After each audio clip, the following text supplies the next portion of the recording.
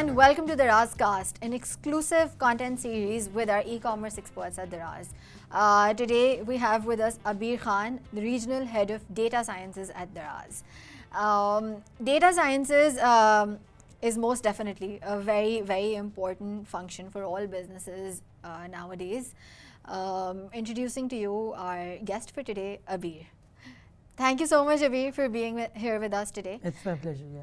And I hope today's conversation is going to be super insightful for our audiences, for the people who want to know about data sciences, for aspiring data scientists and the industry itself. And yeah, so without any further delay, I would just like to touch upon the basics of this topic. I most definitely don't know a lot about it. Abir is the expert here, but I will try my best to just give a little bit of an intro. Data has become more and more accessible to us nowadays. It wasn't so easily available in the past. But now, since we have it, most of our companies, most of the brands, leading companies all around the world have become much more performance centric because they have access to numbers and again, data. That's absolutely right. Yeah. Absolutely right. Yeah. So basically, I mean, the kind of infrastructure, the tech infrastructure changes that we have been experiencing in last couple of years, especially in this region, and especially if I talk about Pakistan, I think the infrastructure development has been has undergone significant improvements. So I mean, it's more easy. It has become easy to track data, to maintain the data, and to gather the insights of data. At the same time, you see, the evolution of data within this region has emerged in last 4 or 5 years. So there are more and more people engaging in this field, and so therefore we have more resources available to make actually who can make sense out of the data, right? Who can actually drive insights out of the data and can actually and one of the very important power that data holds is by using the historical data you can actually predict the future trends as well. This is I feel like this is the most important element of using and leveraging data in your businesses, and especially in e-commerce. I think that's a super important aspect. Super essential part of the business, I think. And previously data science wasn't a very common field, I think. Now it has emerged as one, and I think businesses have also started giving importance to it, and with that obviously comes a lot of new developments in the field. And with that, I would like to kick off and just dive into today's conversation on the evolution of data science in South Asia. Before we get into the technicalities of it, Abir, why don't you tell us a little bit about yourself? Okay, so just a quick background about myself. So I graduated from GIK, and those of you who do not know what GIK is, it's Kalam Mirza Khan Institute. It's in Pakistan. It's one of the top engineering schools in the country. So I graduated from GIK in 2015 in computer engineering, and there onwards the very first indulgement I had was as a software engineer. So that is where I started my career, and then there's a whole progression towards the field of data science. So luckily, I mean, when I started working as a software engineer in the company, I was deployed on a project which actually where we actually had to create a service that used to extract the data and dump it into a database. So I think that is where I found out that the power of data it holds, because at my whenever I used to get time, I actually used to drive trends out of it. And then I started off with learning and taking few courses on different platforms, and then that is where I identified that data is the field where I would want to make my career in. And there onwards I started. Then I knew that by the time I knew, I was pretty sure that I wanted to be in the field of data. So there was this another company that I joined. They were working on artificial intelligence and things like these.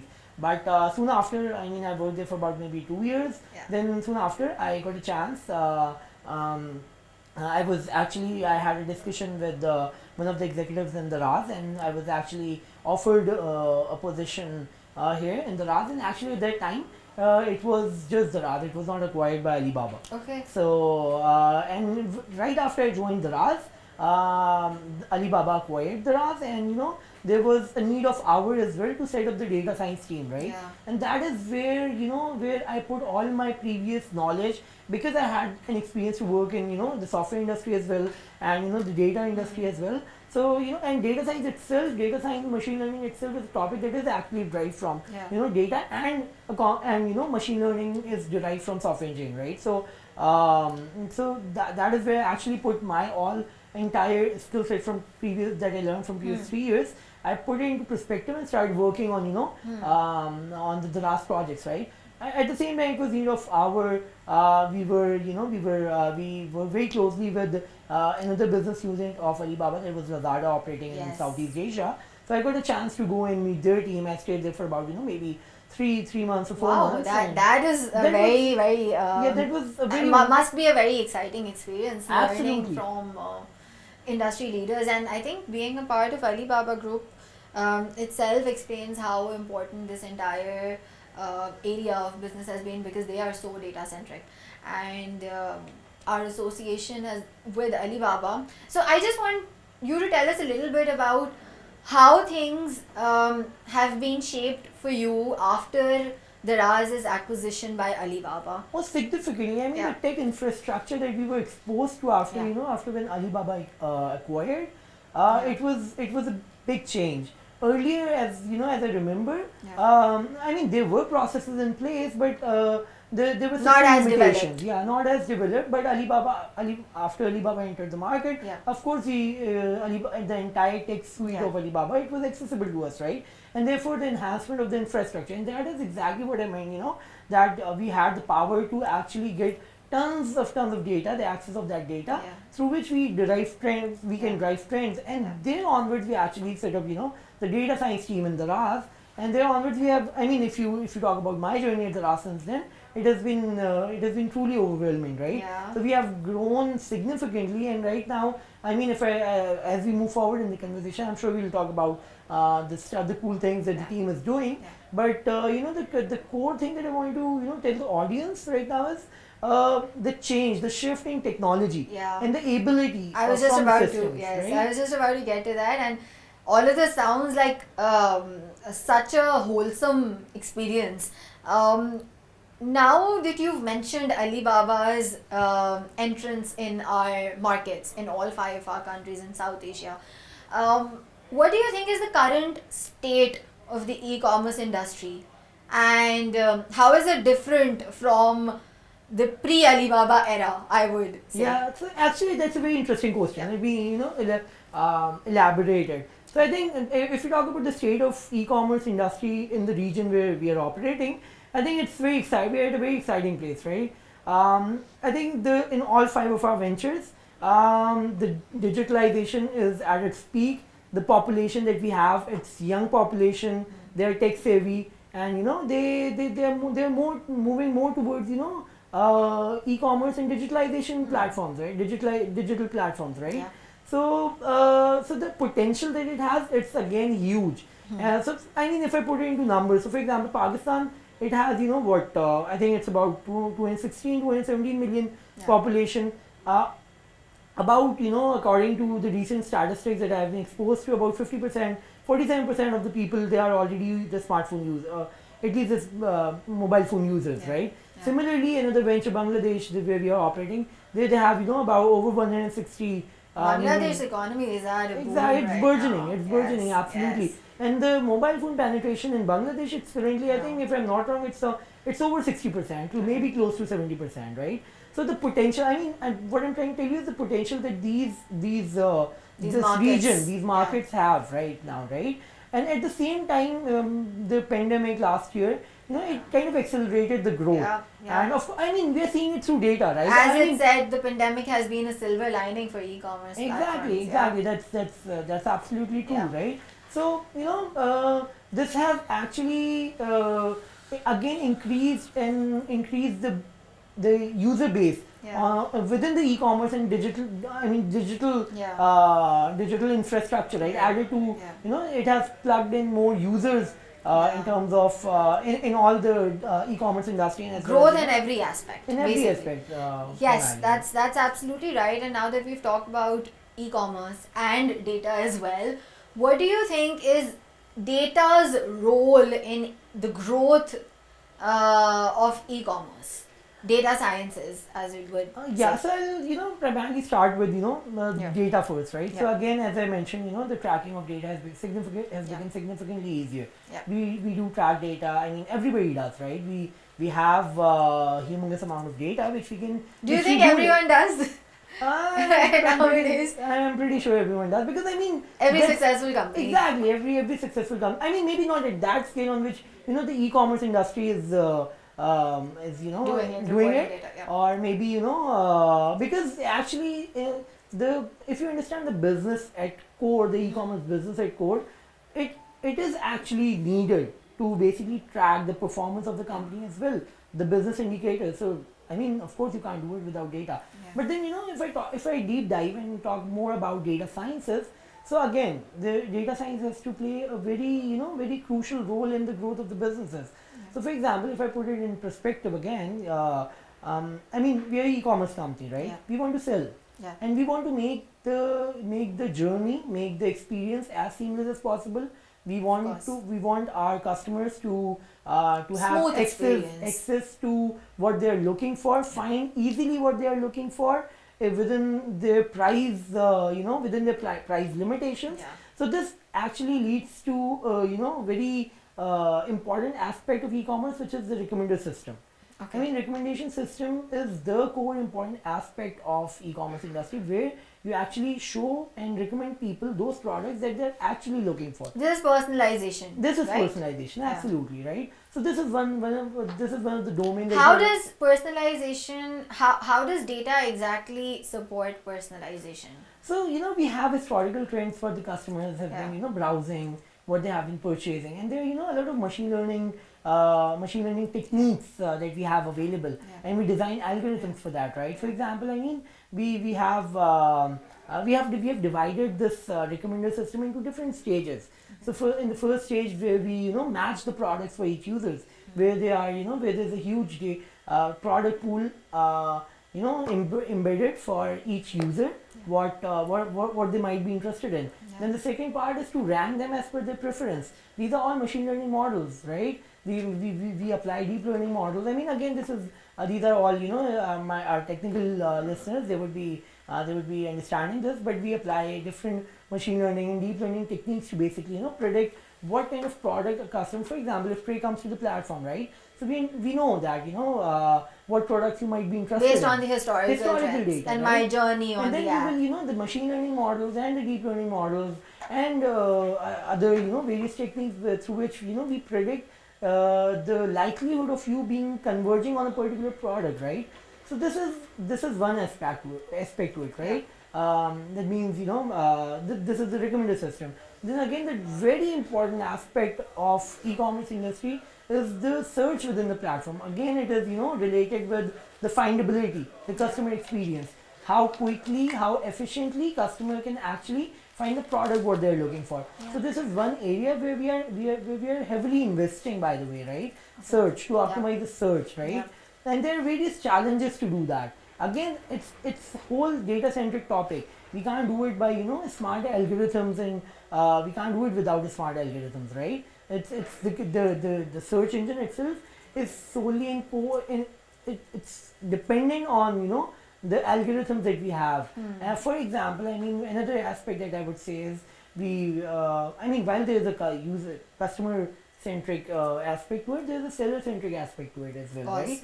So in search, we want to promote those sellers who are honestly doing their businesses, right? It is one of the most important challenge that we face, especially in our region where e-commerce is not very mature, right? So we want to promote hardworking people who are especially doing the smaller businesses, ones. exactly, the smaller ones as well. So I mean, we have to take care of all these small areas within our search, right? So it is all data centric, data related. Yeah, right? I think this is a very important point that you've touched upon right now. The bigger brands, the more established business might have access to this, might have access to this infrastructure, database infrastructure, but the smaller businesses who are operating from home and they don't have this technical expertise, it's e-commerce platforms like Daraz and others as well in the market who are actually helping them build and grow their businesses. Absolutely. It's a lot of another very important aspect here. So while we work on search engine, and while we work on recommender system, another important aspect that we consider is how to make the new sellers more visible, right? Yeah. So for example, one of the thing that my team is working on, it's the cold start problem. What is really cold start problem? It's actually when new seller comes, cold start problem. Okay. It refers to the new sellers that are coming in. They don't have they don't have much visibility on the platform because our recommender system and search is designed such a way that the more the highly rated products and the best products show up on the feed on the feeds, right? So we have this algorithm in place, which is referred to as cold start algorithm, where we actually try to identify the new products. I mean, again, it's a very data science related topic where we apply different machine learning and deep learning techniques to basically give a boost to the new and potential products that can actually be sold. So it actually kind of benefits the new sellers, right? So I mean, these are the details that we have to be very particular about. It all looks so simple on the front end, and there's so much going on at the back end. I mean, it's not just one or two or three algorithms. Yeah. There, 10s and 20 algorithms at one time that are working on a single search query, right? Wow. So when the user comes at the platform and searches for any product, I mean, it's very easy to understand for the front end, to think for the front end user that it's just doing the keyword search. It's just the date. It's just what you're saying. Keyword search. It's not really, right? It's not really that. So it has different techniques to it. We rewrite the queries. Based on those rewritten queries, we fetch the data pool that might be relevant to that queries. And we have relevance algorithms in place, right? Where we identify, where we predict the category of the queries and the category of the items are there already. We map. So it's it's whole of a very complex topic. Very complex. I mean, but the thing is, this wouldn't have been possible unless we have access to a state of the art technology. And again, this is where Alibaba's technology stack comes into play, right? That was a very big game changer for us, I believe. And if you see the growth that the Daraz has been experiencing since last 3 years, it's phenomenal, I would say. And it's couldn't be done without having access to this amount of data, right? Without having the proper technique, the tracking techniques in place, right? So I think, and it's not just the business growth that that Alibaba has supported us with. It's also the knowledge sharing that we have had access to. And I mean, I know for a fact that you've traveled so much and you've been to Alibaba headquarters and to Lazada as well, and a truly it was a very, I mean, again, it was a great experience. Exactly, it was a great experience. So I mean, we learn from the industry, the best in the industry, right? So and again, and it's not just limited to just search and recommendation. While it is very important for the data science team, for our team, but at the same time there are other topics as well that we touch upon, right? For example, I mean, marketing optimizations, the feeds that we're sending to the online channels, it's optimized. We can't. I mean, again, it's at the back end. It seems so simple, but at the back end, there everything is based on facts nowadays. And data, you can't really come up with any strategy, be it marketing or business growth or literally anything. It is all dependent. For example, I mean, let me just give you an example. I mean, bringing people on the platform, yes, it's an important aspect, but another important aspect is to make them converge, right? Yes. And if somebody is converging, then you have to identify, I mean, you have to see that whether it's becoming our long-term customer or not. So, I mean, we have predictive models in place, right? The customer churn prediction models in place on which we design our... How does the customer churn prediction model work? That's actually very interesting, right? So, there, if I talk into a bit of details, what we do is we accumulate the historical data of all the users, and then so that will require to deep dive in how actually the machine learning works, right? Okay. I think that you'll be interested in that too, right? So what we do is we do the feature engineering. What we refer to feature engineering is we come up with features for all the users. I'm particularly talking about churn prediction model, right? For example, what was your behavior? If you can first explain in layman terms what exactly this is, so that our viewers who are not experts in this field can also understand a little bit about it. I know there might be people who might not be as understand this exactly what it means. Yeah. So by feature engineering, I mean getting the data for each user of their activities and from past n number of days, right? So for example, I mean I'm one user. How many product pages I have viewed, how many purchases have I done, what amount of time that I've spent on the work. Yeah, exactly. I mean it sounds easy, but when we actually deep dive into it, it's actually very complicated. Does it take a lot of man hours? It does, and feature engineering is the most important aspect of data science and running algorithms on the data, right? So feature engineering, I mean 70% of the time that we do when we make or develop machine learning models, 70% of the time goes in feature engineering, testing, again incorporating new features, applying statistical techniques to come up with new features, and preparing a feature set that can actually capture the maximum variation in our output data set. For example, in the customer churn prediction model, the output that we want is whether customer is going to churn or not, right? It's a classification model. It's either 1 or 0. Well, so we prepare the data set for all the customers who has who has been on the platform, and then we have flags for them. Okay. Whether based on that data, did the customer churn in the previous month or not? So we have So there's a lot of segmentation involved. Segmentation, you can say yes, but it's more like in data science terms we say it as feature engineering. Okay. We engineer the features, we design the features, and then we have an output variable, right? Whether based on these features, did customer churn or not, right? Then we parse it into machine learning models, and there are different machine learning models to it. And then the output of that machine learning model is you can to make the layman, to explain it in layman terminology, it's just the equation comprising of all those variables, of all those features, and based on those features the model generalizes. It generalizes if some if there's any person with this behavior, if he is going to churn or not. It will give us the prediction. So this is where what I meant in the beginning, right? We use in data science and machine learning, we use historical data to predict future and design strategies according to it, right? So the model, then we parse the entire new unseen data to it, right? To identify, to predict basically which customers are churning, which customer the model predicts to churn, right? Then we design strategies around that, right? To how to retain those customers. So this all can't be possible without this kind of data, without this kind of data that we have available, and this kind of expertise that we have available. Sounds like a lot of work and a lot of complex work. How big is your team? How many people are involved in this entire process? So we are still growing. As I mentioned, we started off in 2018. There was a data team, of course, but a dedicated, but now we have a very dedicated data science team who's working on different domains, as I mentioned, in search, recommender system, in marketing optimizations, and CRM retargeting optimizations, in different business domains, right? So right now we have 13 people. I have 13 people in my team, but we are still expanding. So that's a good news for aspiring data scientists. Scientists, yes. So, but I mean, I'll just add to that. So and again, that is not where it all stops, right? You see, again, there's a personalization element when we do retargeting, right?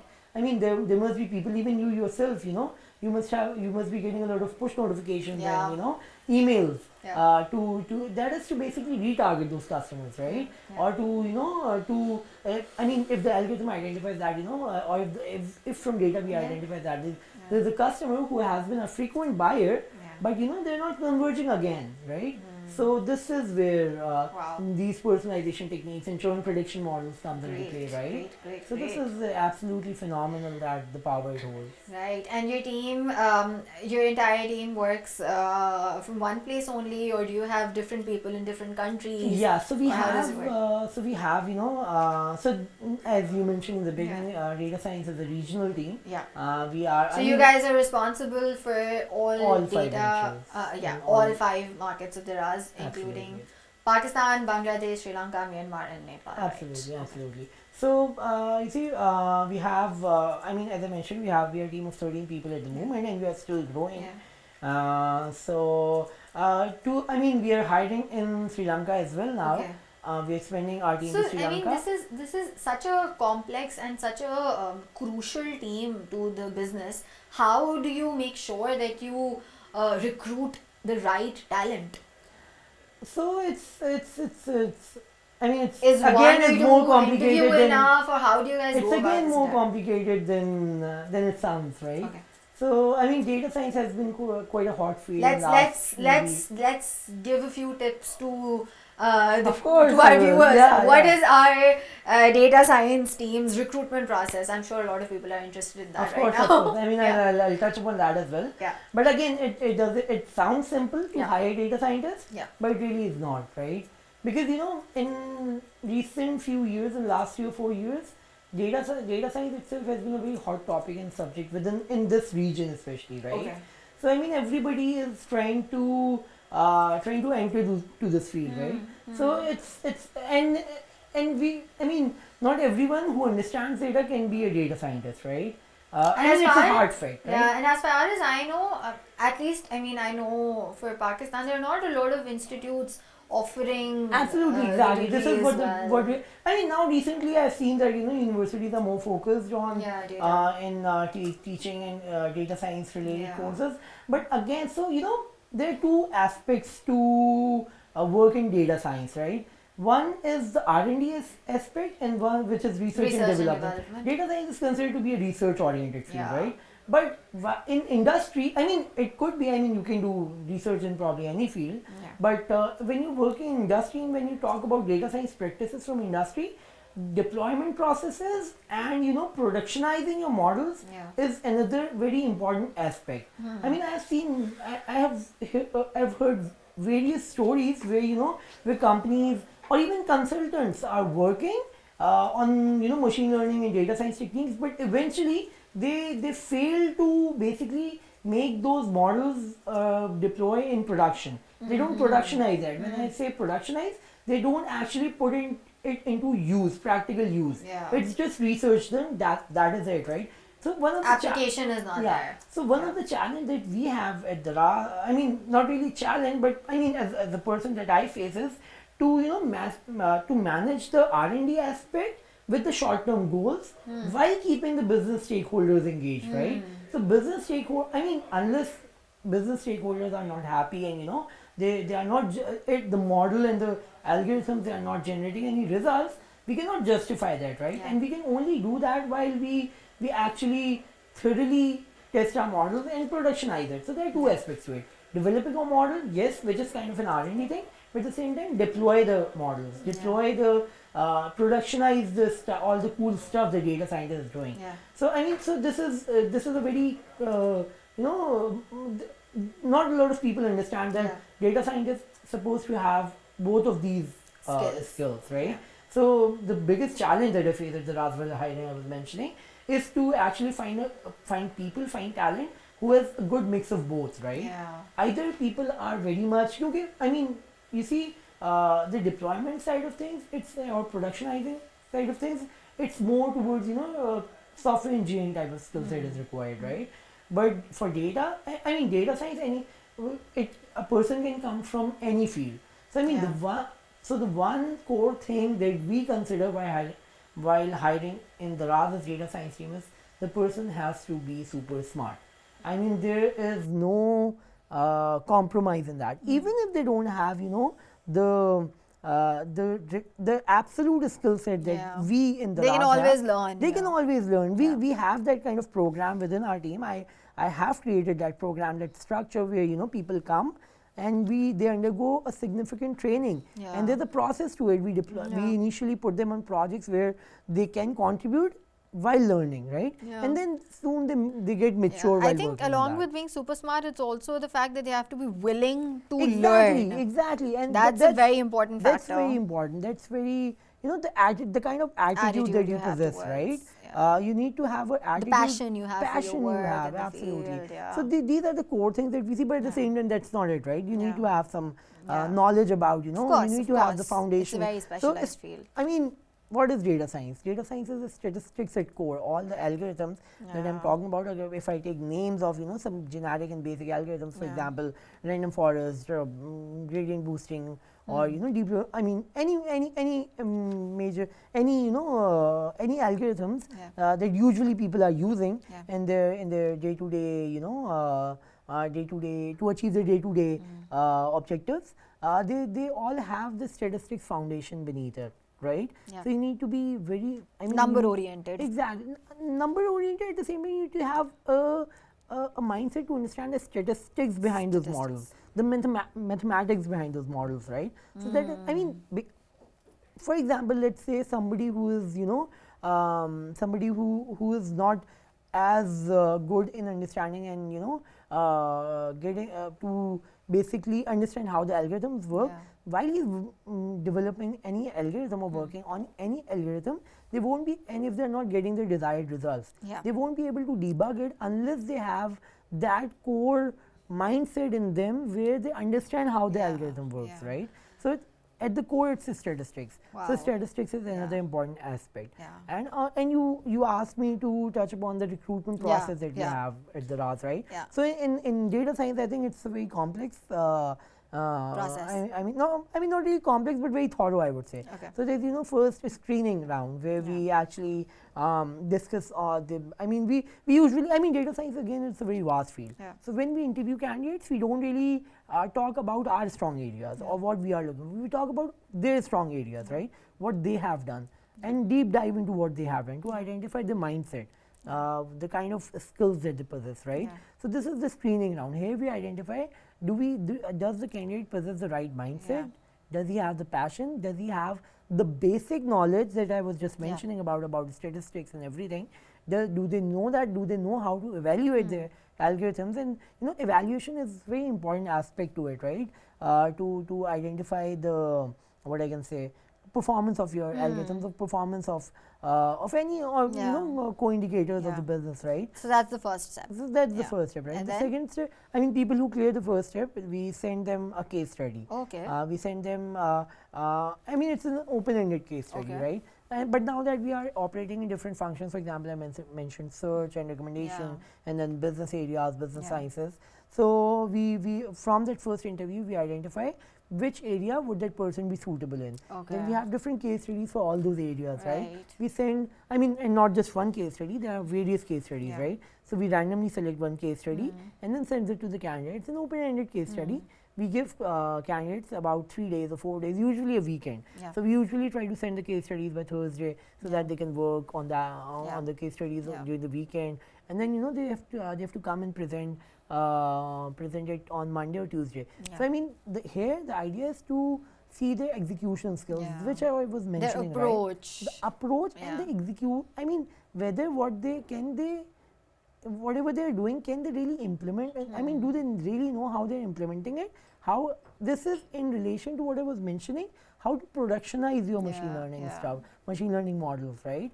So this is to actually judge their execution skills, right? Whether they can execute or not. And it's a panel kind of an interview, discussion, more of a discussion presentation actually, followed by a 30-minute interview maybe on what the candidate has done. And then finally the third round, there's more. Wow, this is a very rigorous process. Absolutely. So as I mentioned, so there are 3 stages. Okay. So after the case study, then there's. So then the shortlisted candidates, they are routed to be interviewed with our Chief Information Officer, George Miranda. I report to him. He is a super cool boss, by the way. I'm sure he'll be very happy to hear this. Of course. I mean, I can start talking about it and him and go on and on. Very good mentor. Amazing person. But I mean, he conducts half an hour interview, the final interview, to just to see whether the candidates that we have finalized are actually worthy enough to be in the team and part of his team actually, because we are all his team, right?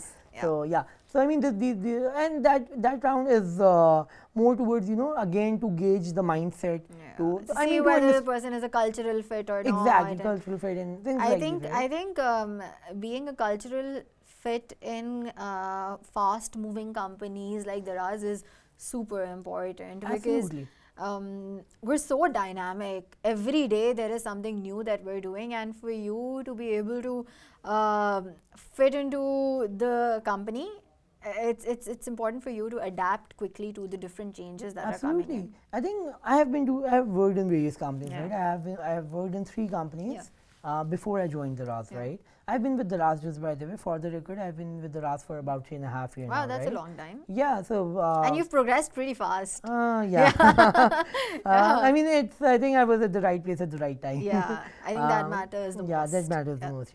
So, but so coming back to what you were discussing, so very fast-paced and very dynamic. Of course, I mean, it is supposed to be. I mean, we have to respond to the market changes immediately. And if we don't do that, then we will lag behind. So I mean, there's a reason we are the market leaders, right? So I mean, of course, to maintain that that level of engagement with our customers and with our sellers, our partners, we have to be dynamic. Up to the mark. Exactly. And at the same time, I mean, I think I mentioned in somewhere in between that it's again for data science team, it's a challenge to again to foresee or to do the long-term research, scalable long-term research and development, while keeping the business stakeholders engaged and adjusting to quick changes, right? So we have to create a balance to it, right? And this is what we do at Daraz, right? We develop solutions that we can take in long-term research and we can scale them up. At the same time, we manage the business stakeholders' expectations, and we come up with with the short-term goals and achieve the short-term goals as well. So and I think this won't be possible without I think this is very important to mention, without the thought process of the leadership that we have, right? I think the leadership that we have,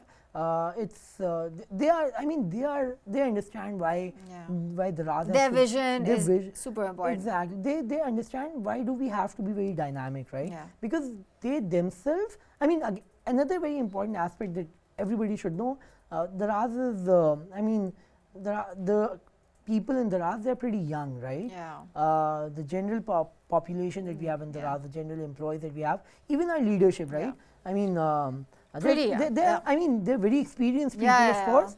They're super smart people, but they have a very young mindset. They understand the market. Very energetic. Very so I think passionate. This is one of the reasons why I'm here. For I think that's right? That's the key factor that keeps us driving as well. That we're always willing to test new things and we're energetic. Absolutely. So I think in my team sometimes, I mean, if we are working on some algorithm, and sometimes things doesn't work out the way we expect them to work, right? So whenever we are in that situation, I tell my team, and it's one of the approach that we have in data science and data centric companies and performing organizations. It's fail fast, learn fast. It's okay if something doesn't work, right? Yeah, of course. But now that there's something, I mean, you have one thing that, I mean, you did something, it didn't work out, right? It's okay, but now you know that you don't have to repeat it, right? And that's that's the core. I mean, this is what the mindset we have. At least in data science, and I think all over in the entire company, right? And this again, it's a top-down thing. Right, so I think it's wow. This was all of this information was so overwhelming for me, and I was not aware of all of these nitty-gritty details that are that go behind data sciences.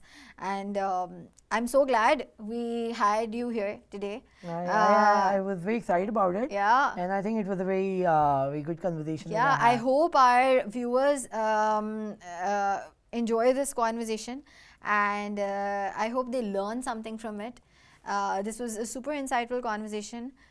Thank you so much for being here with us today, Abir, for taking out time for this episode. And I think that's about it for today's discussion. For today's topic, we talked about the evolution of data science in South Asia and specifically in the e-commerce industry. We spoke about how data is super important for the growth of business, for customer experience, for seller experience, and for multiple different aspects that any business has, and not just the e-commerce industry. There are a lot of technicalities involved in it. There are a lot of complex processes involved with it, and most importantly, the team behind everything that goes on in a business is super important. Abir gave us a very in-depth insight into how data science functions and how we at Daraz have been at the forefront of bringing an evolution to this market and to this industry. Hopefully all of you enjoyed it. Thank you so much for being here with us today. Hopefully we'll see you very soon with another very interesting episode of the Darazcast.